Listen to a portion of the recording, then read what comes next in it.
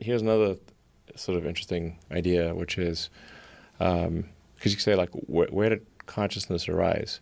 Well, assuming you believe the belief in physics, which appears to be true, then the universe started off as basically quarks and leptons, and it quickly became hydrogen and helium, lithium, like basically elements of the periodic table.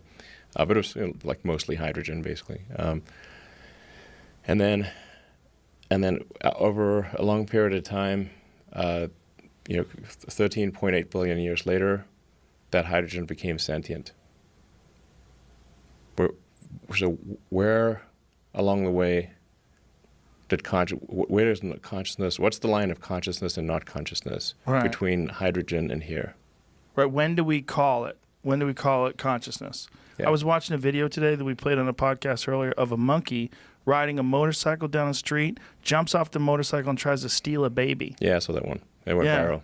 What is that monkey conscious?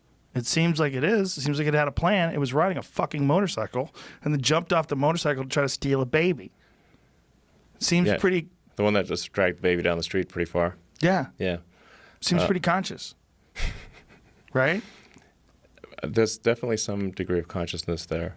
Yeah, it's not a worm. It seems to be on another level. Yeah. And it's going to keep going. And that's the real concern when people think about the potential future versions of human beings, especially when you consider symbiotic relationship to artificial intelligence, it will be unrecognizable. That one day we'll be so far removed from what this is. We'll look back on this the way we look back now on, simple organisms that we evolved from. And then it won't be that far in the future that we do have this view back. Well, I hope consciousness propagates into the future and gets more sophisticated and complex, and that it understands the questions to ask about the universe. Do you think that's the case? As a human being, as yourself, you're clearly trying to make conscious decisions to be a better version of you, right? This is the idea of like getting rid of your possessions and realizing that you're trying to, like, I don't like this, I will try to improve this. I would try to do a better version of the way I interface with reality. That this is always the way things are. If you're moving in some sort of a direction where you're trying to improve things, you're always going to move into this new place where you look back in the old place and go, I was doing it wrong back then. So this is an accelerated version of that, a super accelerated version of that. I mean, you don't always improve, but you can aspire to improve. You can aspire to be less wrong. Yeah. This is I think the tools of physics are very powerful. Like, just assume you're wrong and your goal is to be less wrong. I don't think you're going to, if succeed every day in being less wrong, but, if you're going to succeed in being less wrong, most of the time you're doing great.